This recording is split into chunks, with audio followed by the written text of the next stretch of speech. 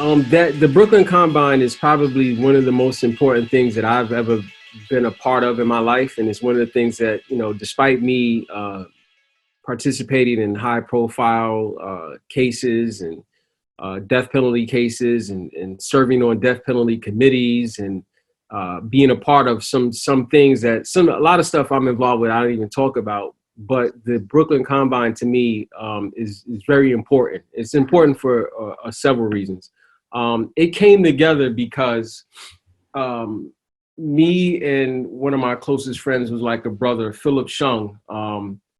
Years before the Brooklyn Combine, when right about 9/11, actually, I had quit the district attorney's office. Phil had quit Sportswear International, and we had decided I was going to start my practice. We were going to start our design company together. But more importantly, we were going to be a part of creating something so that young people who look like us and from the neighborhoods that we had grew up in, which at the time was Bed-Stuy and Brownsville and Brooklyn, and then our other partners who we were pulling in, who came from other similar cities, but not in Brooklyn, but Newark, Detroit, Chicago. We were going to put our heads together and our expertise together and build with the community and build something to help facilitate the next critical thinkers, young people. And we felt that these young people needed to see us. These young people, we needed to share our journey and our perspective with them so that they can use those experiences as tools to help them figure out and navigate their journey. Because what we had realized is not much had changed from when we were growing up to now. America became more powerful, more money has been made.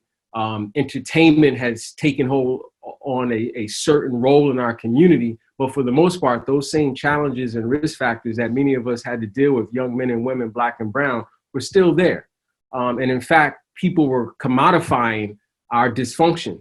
So it was really us acknowledging that and then trying to do something beyond rhetoric and establish a certain ideology so that it can be built on, it can be reflection, but then there can be hands to the ground, feet to the ground action. And that was the energy of what Brooklyn Combine was about. So we took some of the foundations was my legal experiences, Phil's design experiences in the entertainment and the design world, our brother and partner Mally's design experiences. And then we just started added on Keith White, Ronnie Moore,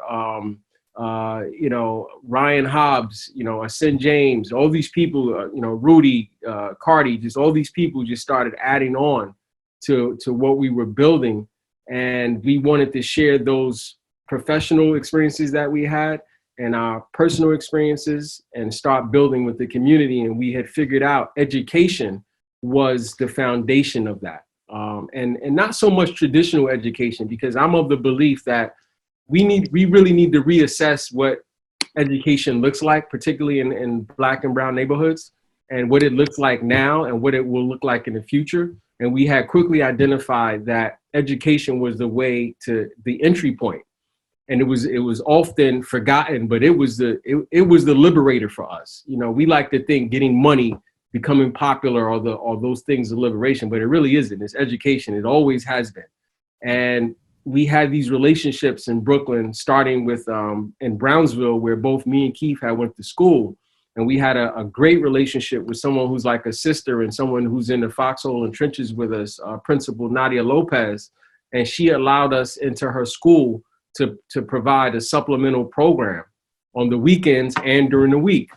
And then the word started spreading, and other teachers, and then CUNY and NYC Teach and other principals in Red Hook and other areas of Brooklyn and the city started reaching out to us because of the curriculum that we were creating and the mentoring relationship that we was establishing.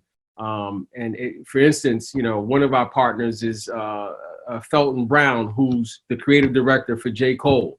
So it started really attracting all these really talented, really bright people who really cared, and it gave them an opportunity to participate and us to build with, and that's really how it started. Nice. And so is it like an age group that you work with? Yeah, well, You know, that's a good question.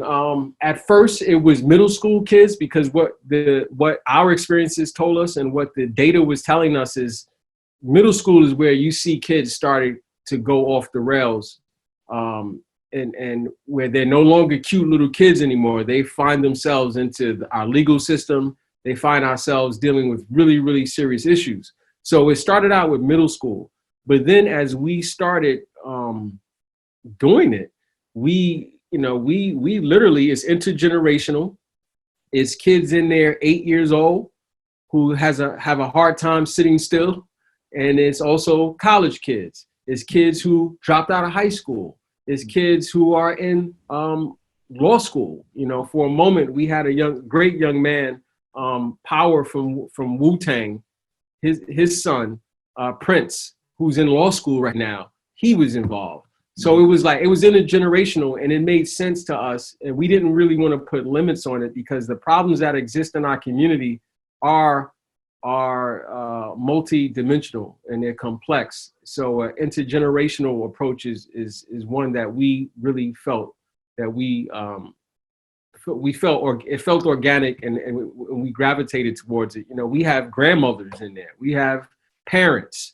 So we realize that the school provides you, it's a reflection of your society, to be honest with you. You know, it's a hub of what's going on in your community. You know, if you have a community where you have bad things going on, eventually it's going to find itself in the school. You have good things going on, it's going to find itself in the school. So we welcome that intergenerational approach. So it's really, you know, whoever has the capacity to sit and participate. So we try not to put an age